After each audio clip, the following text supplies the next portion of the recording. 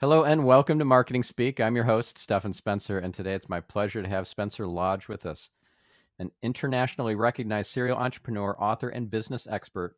Spencer has almost 3 decades of experience with building startups across the world into nine-figure organizations.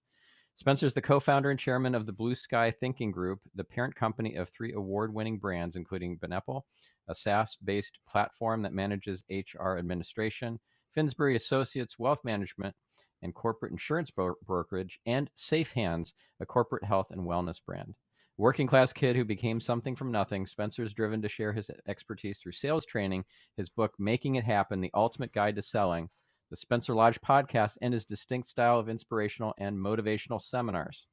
Spencer, it's so great to have you on the show. That sounds really kind of like bigs me up a bit, doesn't it? I shouldn't share that with people. Thank you for having me though, Stephan. I appreciate being here. Yeah. Now you're a podcaster yourself. I'm curious, like, how do you handle the beginning intro of your podcast? Are you reading their bio? Are you coming up with something after the fact that's some of the best sound bites from the episode? You just sample some amazing wisdom bomb from the middle of the episode and start that way? Like, how do you start with a bang, like with a hook or something? So the team give me like this bio thing, like you've just read, and so I read that, and then I tear that up and put that in the bin, and then I consume more of the content of the guest because invariably it's me that selects who the guests are going to be, and then I just riff about what my feelings are about this person and why they're good, and I have a couple of bullet points that I'll stick to, but and then I go, and then the outro at the end is where I really am sharing my thoughts and the lessons that I've learned through the episode. But yeah, that's what I do. That's awesome. And when you're sharing those lessons, is that something you've recorded later after contemplating those lessons and the the best stuff from the episode, or do you just riff right then and there at the end of the episode? Generally, it's right then and there at the end of the episode. I mean, through the episode, I've made a couple of notes along the way of if they've said something that really resonated with me. And then, then I kind of riff there. And I have to do all this bit with sponsors and stuff as well. So I have to go into another sponsor bit. So that has to come out. But and I like to do that originally each time rather than just do a pre-recorded bit, because I think the sponsors are worth more than that, you know? Yeah.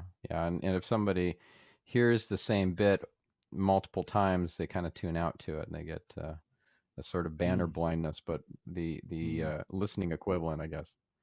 Yeah, and you know what? I like my sponsors. I like, I chose them specifically for what they did. So there's value behind what they're trying to do. And so for me, it's just like I want people to really engage with them. I think they're good people and they do good work. So, Yeah, and you said that you're mostly the one selecting who your guests are going to be. Does that mean that somebody pitching your show out of the blue, uh, you've never heard of them, is unlikely to get a yes from you?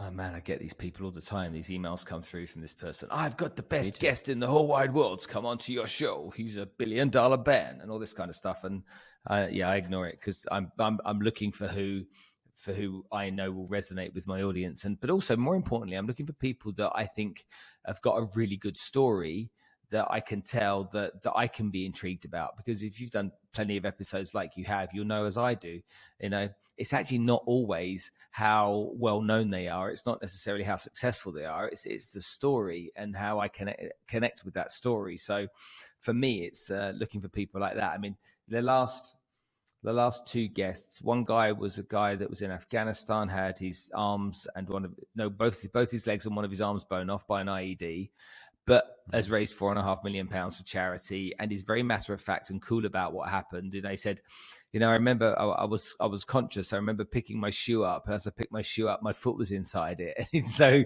it was kind of like really, open about it. And then the other person I interviewed a couple of days ago was a lady called Jacqueline Gold. And Jacqueline is one of the most successful business ladies in the UK, like ever. She's 61 years old. But she's in the sex toy business. So that was an interesting conversation piece, to be honest with you, and took me back to when I was a kid and embarrassed about all that kind of stuff when she first started in business. Okay, awesome. And what's your best story? That's always a conversation stopper. People listen to that and go, well, what do I say to that? I have no idea. But yeah, let's talk about you and your best story on this marketing podcast that's not going to talk about sex. Oh, I don't know. Do you like how smooth that was? The best story I had on my show was a guy called Nick Yaris. It's not fair. He's not the best. It was the first episode we did live, and nobody said a word for 45 minutes as he told the story about how he was jailed and sent to death row in Pennsylvania for a crime he didn't commit, and he was in jail for 12 years until he got out with DNA evidence. But the way that he narrated the story just had us literally gripped to the story all the way through, shock and horror and awe. And it reminded me in that moment that great storytellers are worth so much, aren't they? They can change the mood, the scene. They can make you live the experience with them. And so that was a fantastic interview to have. But man, there's been I don't know, 200 nearly of them. Tony Robbins was everything and more, live in the studio. Everyone thought he'd come and go. He sat around for 2 hours after the show, just spending time with everybody in the studio, giving them what they wanted, one-to-one. And he was a beautiful human being to be around. So yeah, there's been a lot of really wonderful people. Oh, that's amazing. And has there been a story that's changed you? Well, I'm currently making a documentary about human trafficking, and that documentary is being made for Netflix at the moment. And that came from the podcast. So it started out with a guy who had a TV show on Netflix called The Kindness Diaries. He's an English guy, lives in the States, and he traveled around the world relying on the kindness of others. And so he couldn't take money, but he could take fuel, he had gas, he could take food, and he could take shelter. And every time he saw an extreme act of kindness, he repaid it with a life-changing gift. And this documentary series that he made, I mean, I sat with a box of tissues for the first series. It was just so beautiful. And so then, anyway, at the end of the interview, I said to him, I'm a bit jealous of you that you've got a TV show and I don't. And he just looked straight back at me and he said, why don't you? And I had no words, he got me there. He said, look, I tell you what, if you need some help with it, I'll help you. We'll have an hour every weekend, every Saturday morning after I run. He said, we'll have an hour while I eat my breakfast and we'll brainstorm for a few weeks and see what we can come up with. And that was the start of the TV show. And then the guests on the podcast have included the CIA, Homeland Security, the police in the UK, and victims of human trafficking from different parts of the world. And so all of these stories came together to form the basis of the documentary as it's being made now. And so that's one of the big benefits that have come from it. And when you hear about the stories and lives that some people have led, you just feel extremely lucky and grateful to be in the position you're in, regardless, because people have been through some horrific experiences, sadly. Yeah. And so this documentary, the nonprofit, like how are you seeing this shape you over the next few years? Like what do you see the outcome being for you personally, maybe for your family? I know you want to change the world, but when you change the world, you also change yourself. Yeah, I think that the United Nations sustainability goals by 2030 that want to be achieved, a lot of them really resonate with me. And having the opportunity to create this episode will be one in a bunch of episodes all about issues such as climate change and water and other UN sustainability goals and objectives. So I kind of think that this is my first step on that journey. Now, there's obviously risk involved in it, and human trafficking is a big business, a really big business around the world. 500,000 kids go missing in the States every single year. And so big numbers of stuff that goes on. So it changes how you think about the world, how you see the world. There's parts of me that feel very sad for the world, but also there's people out there doing heroic things, incredible human beings that are doing things that are just so amazing, and they're putting that before everything else in their lives. And so that makes you think long and hard about what you do and your contribution to the world. And, a lot of people, like me in the past, it's all about career and money and success and, family getting great education and yada, yada, yada, the stereotypical things. But, there's a lot going on in the world, and so to be able to acknowledge that, identify it, be exposed to it in some small way, makes you reassess how you want to leave this planet. I'm 52, and I want to have made a difference in some way, and I want to be recognized for something, because we have the kind of on the headstone on our grave, you have that date that you were born and the date you die, and there's this kind of like tiny dash in between the two dates. Well, that's your life. That tiny dash is your life, and I want that dash to really mean something to the people that are part of my community. Yep, it's beautiful. And do you have a story that maybe for you created a miracle? Actually, let me give you a quick example of that, so I can kind of provide some context around this. I recorded an interview of Sheila Gillette for my other podcast, Get Yourself Optimized. And in the preparation for that interview, I watched a video of her talking about her near-death experience, how she had just given birth. She had complications, pulmonary embolism, and she was on her deathbed. She was not going to make it. There was no way. And so she's on her deathbed, praying to God, please let me stay on this planet. Let me raise my kids. Just give me a job. Please give me a job. I'll do anything. And then a miracle happens, and Jesus shows up at the base of her bed, smiling, warm energy flows into her crown chakra, top of her head. She is instantaneously healed to the astonishment of all the doctors. And then she develops these psychic abilities. And she's been doing this for decades now. This happened in 1969. And she channels 12 archangels. She got Esther Hicks started, if you're familiar with Esther Hicks, and Abraham, who she channels. It's just incredible what Sheila has accomplished, and it all started with a request: just give me a job. And so, a few months after the interview, I just spontaneously am inspired to pray for a job, and then the matrix is revealed. The veils are thinned, and I'm able to see. I don't know what better word to use other than simulation. And so it changes my life, and then I develop psychic abilities and stuff. And people who just know me as an SEO guy, like has the big book on SEO. They're pretty kind of taken aback by that. I think, okay, who is this guy, and is this even real, or what's he been smoking? But for me, it's undeniable. It's changed my life. My podcast has changed my life in a way that I was not expecting, and it was one particular guest and her story, which I didn't even get in. We got into it in the interview itself, but it was actually prior to the interview and my research on her that kind of shifted everything for me. So I'm curious, do you have a miracle that you want to share that came about because of your podcast or somebody's story in an interview, something that came that clearly was heavenly, heaven sent, divine, whatever your terminology is?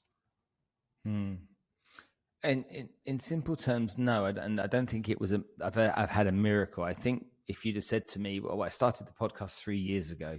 If you'd have said to me, if you follow your heart with the podcast as you grow it and you choose guests based around what you're interested in, it will lead to you being able to create a television show that people can learn from and maybe take action themselves from, then I'd have said, you're mad. That would never happen. I think that there's only really been one miracle in my life, period, and that one miracle was a miracle that was on the very day that I was about to commit suicide back about 10 years ago. And my father lives about 250 miles away from me in the UK, from my home in the UK. And I'd been through some dark times. I'd been depressed and stuff like that, and just decided to call it a day. And so I planned it all out. And I think when you get into dark depression, what happens is, if you are ready to kill yourself, you become very calm. There's no more emotion involved in it. And so I came back to do that. And my dad, he never comes to my house. My dad, I go to my dad, I get in the car, go see my dad. He doesn't come to me. He's much older, but it just would be very unusual. And I'd flown back from Dubai into London, took a cab back to my house, and my dad's car was on my driveway. And I'm like, what on earth is my dad doing here? And not only was his car on the driveway, he was inside my house. Well, there was no one at the house. And so I go in the front door. My dad's inside. I'm like, how did you get here? He's like, the housekeeper let me in. I was like, right. I'm like, what are you doing here? He's like, you've just been on a long flight. Go grab a shower. I'll make us some coffee and some breakfast, and we'll catch up. And so I went and had a shower, still wondering what he was there for. And I went downstairs. I had a coffee with him and some breakfast. He said, look, I've got a buddy of mine I'd like to introduce you to. Will you come with me? And so we jumped in the car and we drove to a mental health clinic in England called the Priory. And he introduced me to a psychiatrist, and he just said, I think you need to spend a bit of time with this guy. I think he might be able to help you. And I had not discussed any of this with my dad. My dad didn't know how I was feeling, my emotions. So I think it was divine and a miracle that he was there, knowing there was something really wrong with me and taking some action in a way that he would never have normally done. And that one action alone did two things. It took my bond with my father from great to off the charts in how beautiful that was, and also stopped me doing something that, it would have been a massive regret, and my kids would have suffered terribly because of it. Wow. Amazing. Thank you for sharing that. No, pleasure, man. Clearly that was a miracle. It's we're all connected. We're all connected, and we also get these hints and nudges. And thank goodness your father followed the one that he was given. Yeah. Like spontaneously, you'll get woken up in the middle of the night and your kid will be about to get strangled or something by the blanket. Like this actually happened. My first wife woke up in the middle of the night for seemingly no reason, went to go check on our third child, who was an infant at that time, and this was in the 90s, you didn't know not to put blankets in there, and it was wrapped around her neck, and she had turned blue, and if my wife at the time had not woken up at that moment, our daughter would have died. Oh. Wow. I have no words for that. That's well, thank goodness. Thank goodness. Yeah. Well, this has taken a different turn than I was anticipating. The marketing show. Okay, so let's talk about how you see the podcast evolving over the course of time as the TV show takes off, and you're maybe spending more time with the TV show. Does the podcast become just a rebroadcast of the TV show, or you do these independently? Are they tied together somehow? Like what's no? Yeah, okay, it makes sense. So no, the TV show's done separately, and also because we're filming around the world, you don't film all the time. So we leave in June to go to Bangladesh and to Nepal to film there, and then I think in September we're in the States filming there. So, and that'll be the third leg. So it's taking guests from the podcast that have been able to help us research and create this show. But the podcast is, a lot of people might think it's great making a TV show. It doesn't compare to how great it is making a podcast. A TV show is a lot of sitting around, a lot of waiting, a lot of, they have to get cameras set up and everywhere you go. I mean, we were moving between cities in Europe when we were filming, and just the camera equipment, I think, was 11 suitcases. And so you're moving that stuff around, and the director of photography's, we're like, are you ready? He's like, no, we're not ready. And then the director's like, you're not ready. And then, yeah, there's a lot more to it. I remember in Dubai, we filmed for 3 days in Dubai at the beginning of the whole series.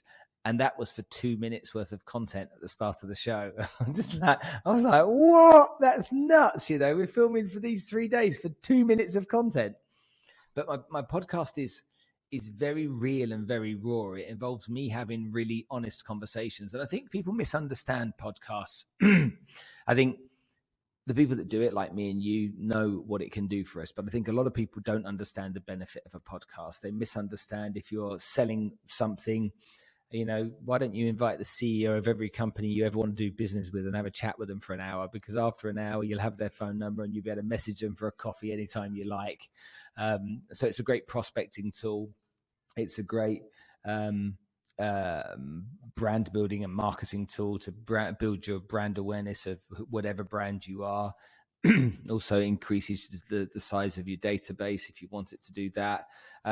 But also, one of the greatest things that a podcast is therapy. It's such great therapy. And I don't know if you experience the same thing, but I get a chance to learn about somebody, learn about their story, debate certain issues with them. It's not just about me asking questions. But I don't often leave a podcast episode flat. Nearly every episode I leave in a better place than I was when I sat down at the chair. And that for me means a lot, Yeah. Yeah. And think of the lives you're changing for the people who are listening or watching. If you also publish on YouTube, do you do that? Do you publish your episodes on YouTube as well? Yeah, we publish on YouTube, and we use it more as a base for the content more than we use to promote it. I mean, there's only, I don't know, 10,000 subscribers to the channel, so we don't put any effort into that really, or haven't yet. It's mainly, I think a lot of podcasters make the content based around how they consume content. So I listen to podcasts every day, but invariably it's either when I'm running or when I'm in the car.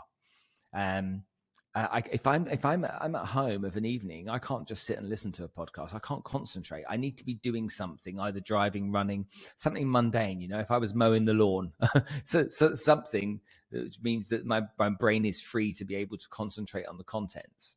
But yeah, so that's what I feel. Mm-hmm. Yeah.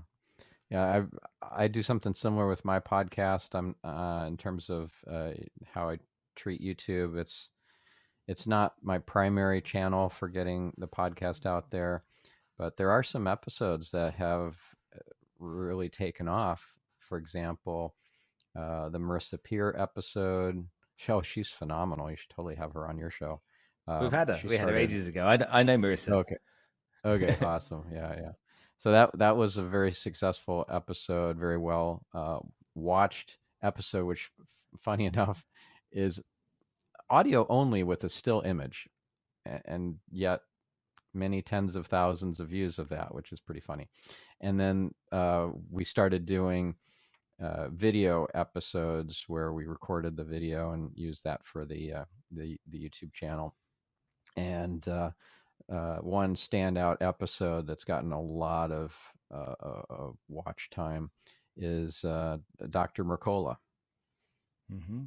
So he pulled a lot of content off the web after a lot of pressure, and yeah, he's not that visible online if you do searches. So my interview of him has gotten a lot of play, like hundreds of thousands of views. And who knows how many lives it's helped or maybe even saved. But it's amazing when you create a show that can actually save people's lives, not just help them with whatever their business challenges. It can literally save somebody's life. I mean, that's a great occupation. I did something recently on LinkedIn and Instagram where I posted, it was written, it wasn't audio, it was written with a photo of me just talking about mental health, the challenges that I experienced. And I was just really open about it. And I've never had so many people message me saying, you don't know how important it is. You were brave to share that, but that's how I feel or have felt. I'm glad that someone who appears to be as successful as you goes through those types of pains as well. It makes me feel a little bit better about myself and stuff like that. And if there's anything I can ever do for anyone on that kind of stuff, if that's a serious issue. So, I don't ever want anybody to get into the place I got into. And you can just get into conversations with people that you're resonating with, and you're touching in some small way.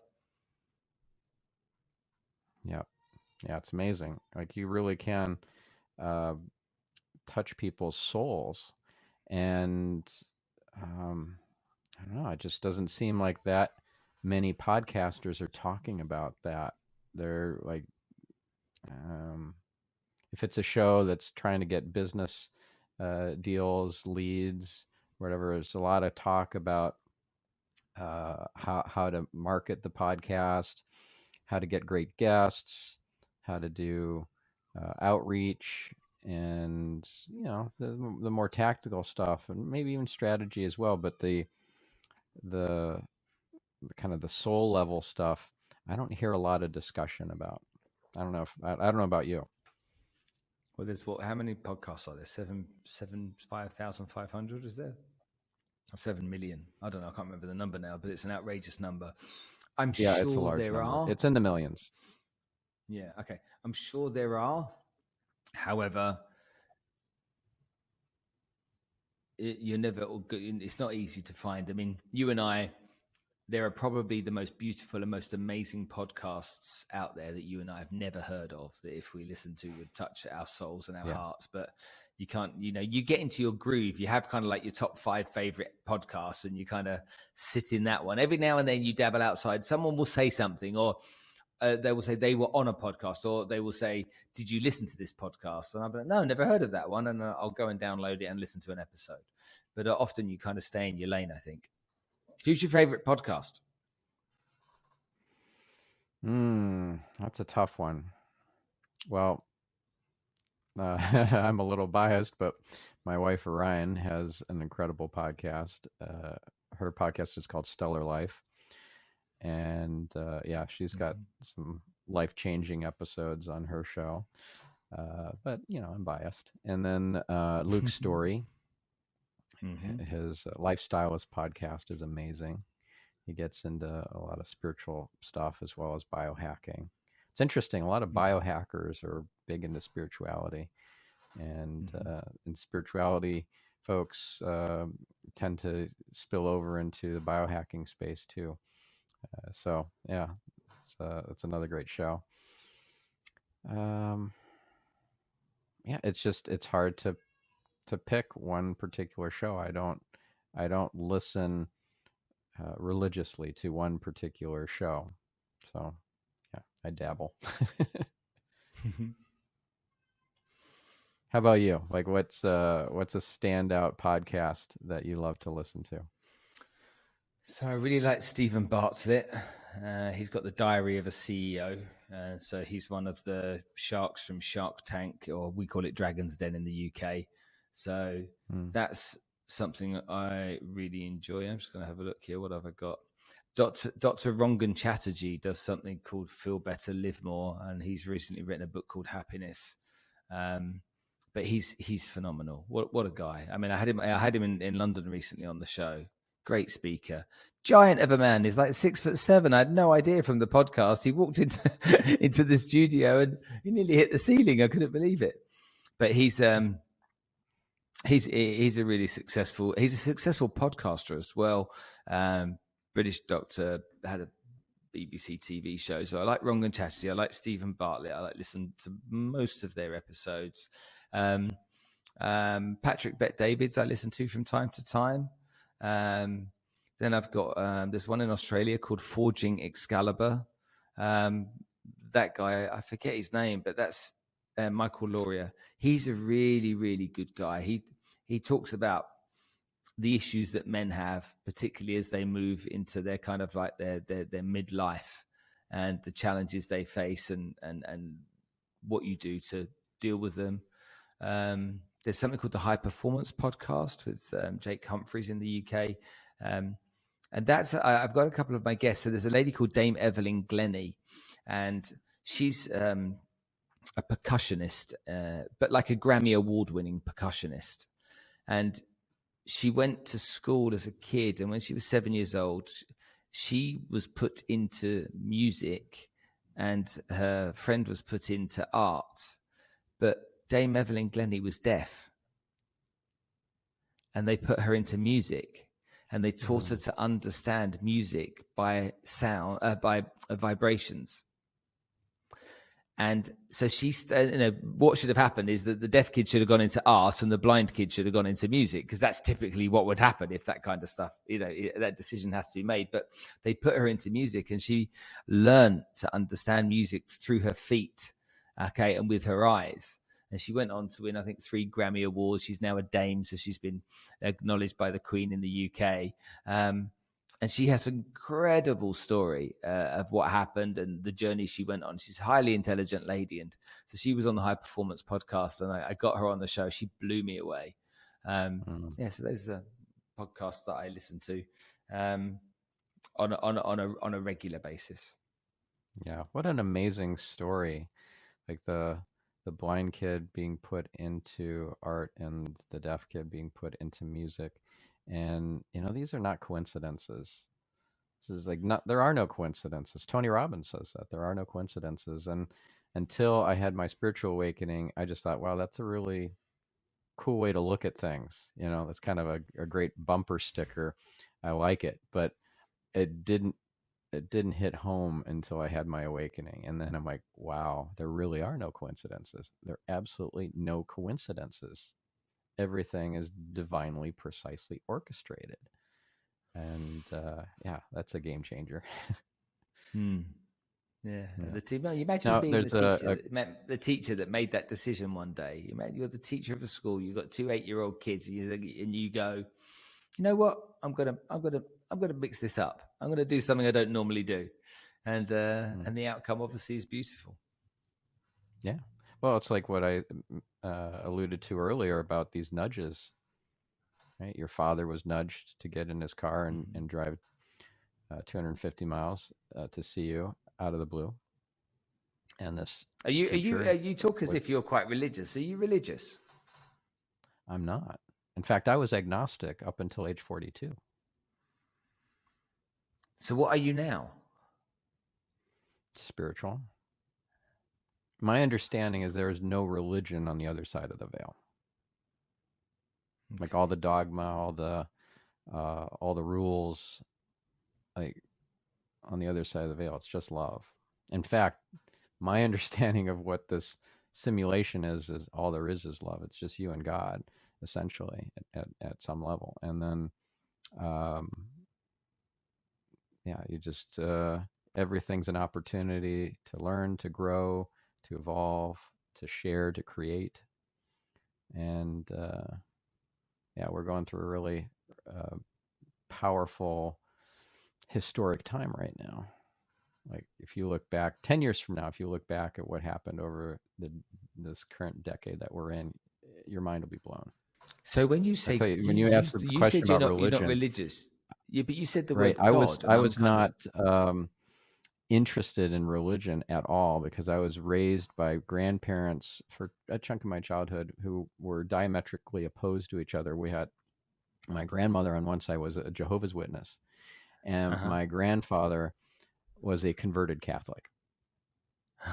And they didn't get along, and they didn't see eye to eye on anything. And I just thought, this is all bunk. And I went through my whole life like that up until age 42. Wow. My story is not the same, but similarly, on my dad's side, my grandparents were missionaries in the Second World War. They were Seventh-day Adventists, deeply religious people. On my mother's side, not at all. But I was forced to go to Sunday school, read the Bible and stuff like that. And it was just like, yeah, no, this isn't for me. And so I walked away from it, much to their disgust for a while. But and just came away from anything. And I don't use the word agnostic. I use the word atheist because I don't believe in anything. It's not like I don't believe in being spiritual. I just don't believe in any religions. And so I see the harm that religions do. And I live in an Islamic state as well. I live in a Muslim country, and so we're here in the Middle East, and people are extreme with their views. They're extreme with their belief is that their God is, in any religion, their God is better than every other God, and every other God, should be damned. And I'm not. I'm just like, you know what? If you believe something and it makes you feel happy, then great. Every time I've gone and taken time to read any of the Quran, any of the Bible, anything from Buddhism, the books all kind of say the same thing. And it's kind of like, be a good person, be kind, don't treat people badly, don't steal, it's kind of like all the behaviors that everyone or anyone that knows how to behave well would follow. And so I just don't understand why everything has to be so extreme. Why the Jews have to be so extreme. Why the Catholics? It's just like it causes more problems than it needs to. So for me, it's like, if I don't get involved in that in my life, I don't get sucked into that or a conversation around it because I don't believe in any of it, then I'm probably going to have less to think about and less to worry about. And when it comes to being spiritual, that comes down to my interpretation is, do you believe that there is something else out there, or do you believe just science? Is there if it's not the word God, is there a higher being? When I was living in Asia years ago, they really believe in life after death and reincarnation. They really believe in that. And I kind of like that, but as long as I can choose what I come back as. If I don't get to choose, then maybe that's not the one for me. But do I believe there's something out there? Well, just look out the window. There must be something. There must be something. Yeah. Whatever it is, I don't know, but there must be something. And like the stories that you and I are telling each other right now, there's clearly signals of someone trying to tell us something. I just don't believe it's got anything to do with Jerusalem and Bethlehem or any of those other places. Yeah. I interviewed for this again on my other show because that's where I get all woo-woo. I interviewed a guy who lost his son and wrote a book about it because his son started communicating to him from the other side. And in this book and in the interview, he spoke about something he calls thin spots. These are places where the veil is thin. And by the way, this was fascinating to learn. Apocalypse doesn't mean the end of the world. I know we're getting really off topic here, but it's from the Greek. And your poor audience are going to be wondering what this is all about. Yeah, okay, a little weirded out. Okay, apocalypsis means thinning of the veils. And this guest, gosh, I can't remember his name at the moment, but elderly gentleman, he turned his son's room into his office where he does his work and where he communicates with his son in the middle of the night. He also has not just the thin spot in being in that room, but there are thin spots on the earth, and there are thin times like 3 a.m. He'll wake up in the middle of the night to communicate with his son because that's the best time where it's the signal is the most boosted. And so there really are thin spots. And again, if you take all the all the rules and dogma out of it and just say, well, where's the juice? And you mentioned Jerusalem. I've been to Jerusalem, and wow, the energy there is palpable. It is incredible. In fact, the second spiritual awakening I had was in Israel a little over a year ago, because I was living there for 9 months. My wife is Israeli, and I don't speak the language or anything, so I kind of keep into myself. But it definitely contributed that holy, like, energy of that part of the world, yeah, it definitely played something in this awakening, the second one that I had where I prayed to God for a job.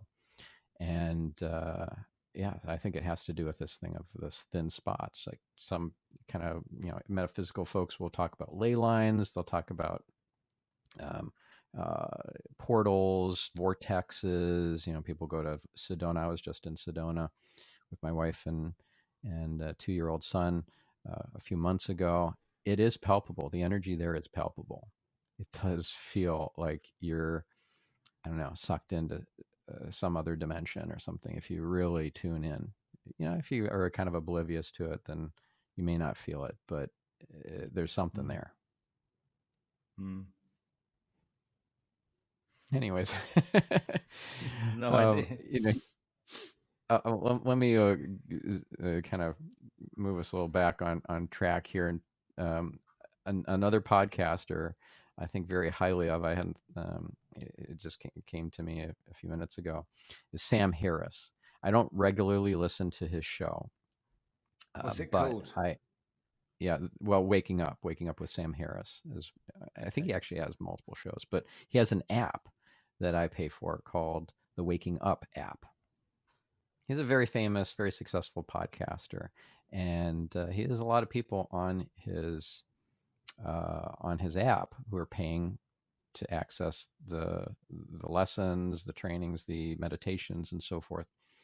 And if I remember correctly, he's an atheist, but some of the most powerful lessons in that app, for somebody who's deeply spiritually, like, wow, this is deep, powerful stuff. Like there's a contemplation, a lesson, 6 minutes, just 6 minutes on death.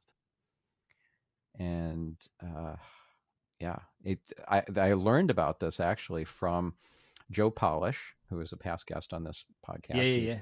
He's the founder of Genius Network.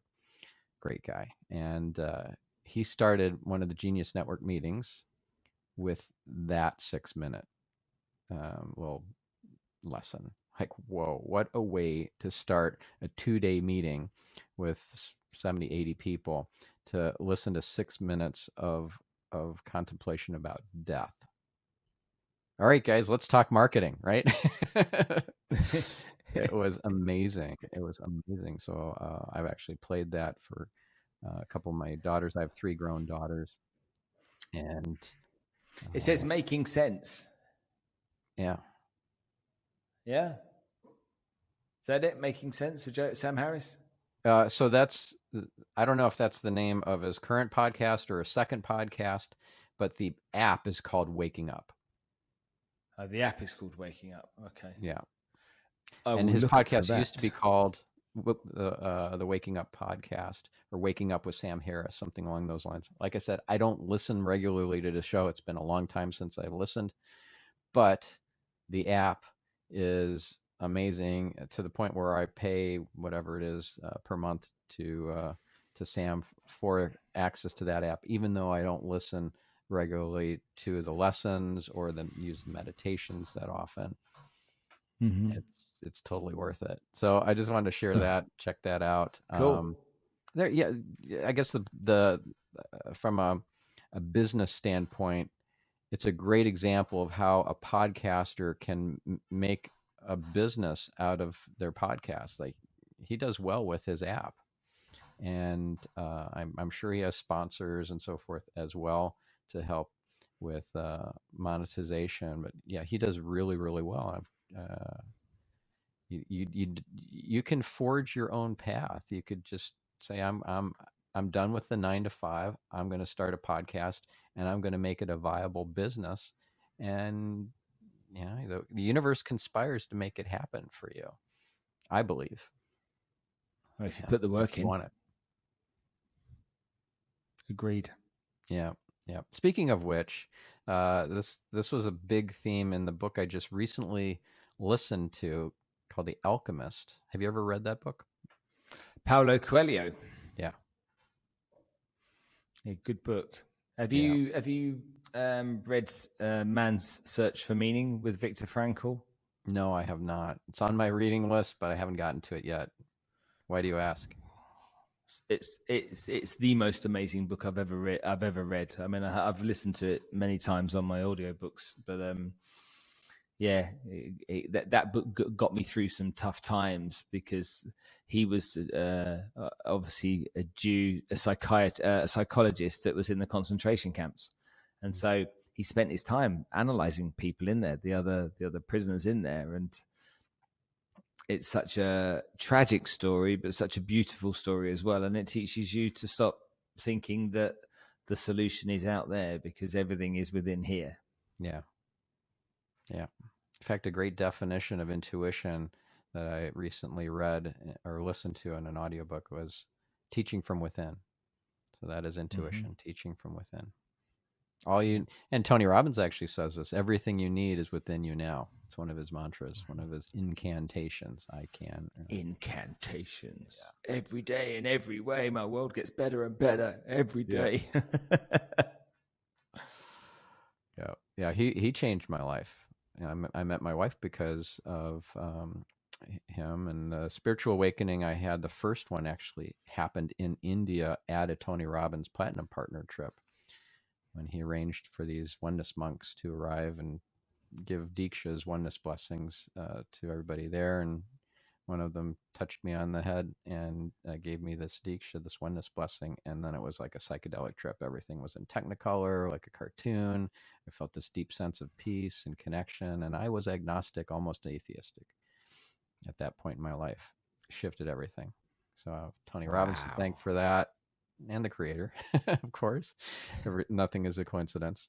And then met my wife 2 months later at another Tony Robbins event, Date with Destiny, where she was my date with destiny. And I wrote up a relationship vision on the poster board that we were supposed to do. And then I prayed to the divine for her to show up right away. And 12 hours later, we were introduced by a mutual friend. And I gave her a Diksha because she hadn't got in touch that evening. When everybody went around and got Dikshas and the blessing givers, I was one. I had learned how to do it in India. So 5 minutes, 10 minutes into meeting her, I give her a Diksha. And the more you want the divine grace to flow through you to the person, the more that does. And I wanted it so much, as if she was my soulmate. And so 5 minutes into meeting her, I knew she was the one. So I got a ring. I proposed to her 9 days after we met in a hot air balloon. She said no. Well, she said not yet.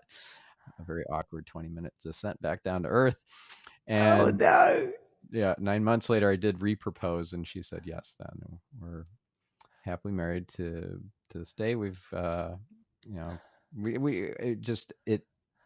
it is without question a soul connection, like a soulmate connection, and it's incredible. Like, I don't know if you've ever heard of Edgar Cayce, famous clairvoyant from 100 years ago. Amazing. Like, he's up there with Nostradamus, Edgar Cayce. And he's got a great definition of a soulmate. And we're so far off topic, but this is it. Hey, Spence, come and join me on a marketing podcast where we talk all things marketing. Yeah, no worries, Stephan. By the way, we're talking nothing about marketing today, folks. You're on the wrong show. Yeah, right. Okay, so this is Edgar Cayce talking about soulmates. A soulmate is an ongoing connection with another individual that the soul picks up again in various times and places over lifetimes. We are attracted to another person at a soul level, not because that person is our unique complement, but because by being with that individual, we are somehow provided with an impetus to become whole ourselves. Amen. Amen. Yeah. Anyways, okay. So back to podcasting, and if you could encapsulate into a few minutes some of the key lessons that you shared in the Metal Unconference recently, where you spoke about podcasting and some of the benefits and some of the opportunities and strategic and tactical tweaks that you can make, what would be the best sort of stuff that you'd want to share with our listeners right now? I think for anyone starting out, I think it's don't complicate it. It's not difficult. What we're on right now is something called Riverside. You pay whatever it is, bucks a month, a year for it, and it does a lot of the work for you, a lot of the heavy lifting for you. Don't overthink microphones and fancy gadgets. It's not time to get there for that yet. Mixing desks, which I've seen some people do. I think the important thing is to ask yourself, if you're going to have a podcast, why you want a podcast. And if you don't know why you want a podcast, have you researched the benefits of podcasts enough? And if you haven't, then you need to research them, because you get the opportunity. Like I've said before, it's like, if you want to build a business and use podcasts as part of your media strategy, along with socials and other stuff like that, then it can be done, and it can be done very effectively. You don't need an audience. People get wrapped up in needing an audience, and who's going to listen to my show and all this kind of stuff. And you find the people with the excuses. I don't have the time. Yeah, you do have the time. You just don't want to find the time. So it's more about really understanding what you really want. And the sad thing about life is that most people are what I call just enoughers. All right, they do just enough. They're not out there living their life the way that they could. They're watching other people live their lives, and they're getting bitter about that and trying to find a reason as to why they've not got it, or they're not winning in the same way. And I don't mean about making money. It's not about making money. It's about being a great parent, being a great husband, experiencing the things you want to see in the world on your journey, through life, making a difference, having impact, all this kind of stuff. We all know that when we serve others, we get so much more out of that. I just built a playground in an orphanage in Rwanda, and people are, oh, that's such a lovely thing you do, Spencer. It's so nice. The kids must have been really, really happy with what you did. You and the guys went down there. I'm like, make no bones about this. Of course they are happy, but I think I'm the happiest because I just spent a week doing that, and I come away, I have no problems. There's nothing in my life that's a problem. My life is easy. And so when it comes to podcasting, it's like, understand, is it something that you like talking to people, you like learning from people, you like sharing your knowledge, you like inspiring people, you like, building business content? What is it you like to do? And if you like to do any of those things, then this kind of podcast structures is good for you. If you don't like to do it and you like to sit in a hole or just sit behind your computer all day long and play computer games, then hey, maybe it's not for you. But for me, write down a list of if you could dream about anybody being on your show, the top 20 people, write down a list of who those top 20 people would be that you could learn from, that could bring value to you, that could educate you, inspire you. And imagine you were able to sit and have a coffee with each one of them. It doesn't matter how famous they are. It doesn't matter how, big they are in whatever industry they're in. Just imagine if those 20 people, you could sit down. Imagine if you could have an hour with Warren Buffett to talk about investing your money.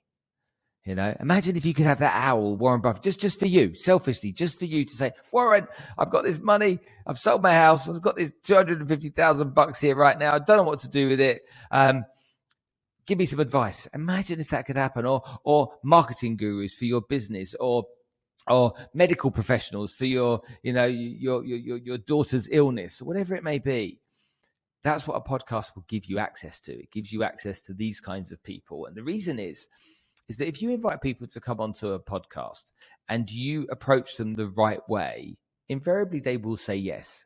So if you say to somebody, come on my podcast, I really want to talk to you, I've got loads of questions for you, come on my podcast, come on my podcast, come on my podcast, invariably there's nothing in it for them. But if you approach people and say, look, I've got a podcast, I have an audience, and that audience would be so inspired by you, you have no idea. And I'd love you to come and just share your story with that group of people so that you can inspire them even more. What invariably happens is that feeds into somebody's ego. Oh, maybe I can inspire a few people. Maybe I can do that. Maybe, not a problem. I can come along. And what you'll find is that people are happy to be able to tell their story and know that they're making a difference. Because if you're inspiring people, then you're making a difference. So Think about those people, get those people to come and share their stories. You'll find it's not as difficult as you think. And then start to look at that podcast episode and the many others that you do, and think about the value within that content. Is there 5 minutes here, 2 minutes there, 1 minute there, where they say something that's really important, or you say something that's really important? Well, that can then go and create your content for your Instagram, your TikTok, whatever it is that you're doing, and it's repurposing the same content.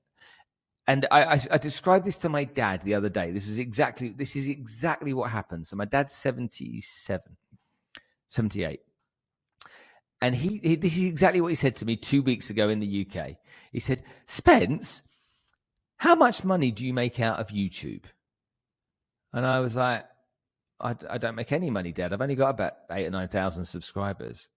Yeah. I've been studying social media. I didn't think you were making any money out of YouTube. And I was like, well, I use my other channels if I want to sell stuff, Dad, the other channels that I have. He's like, oh, right, okay. I said, but you don't understand it, do you? He's like, well, I don't get it. I don't see the point of it. I said, so look, we're sat around the dining table right now. There's 6 of us.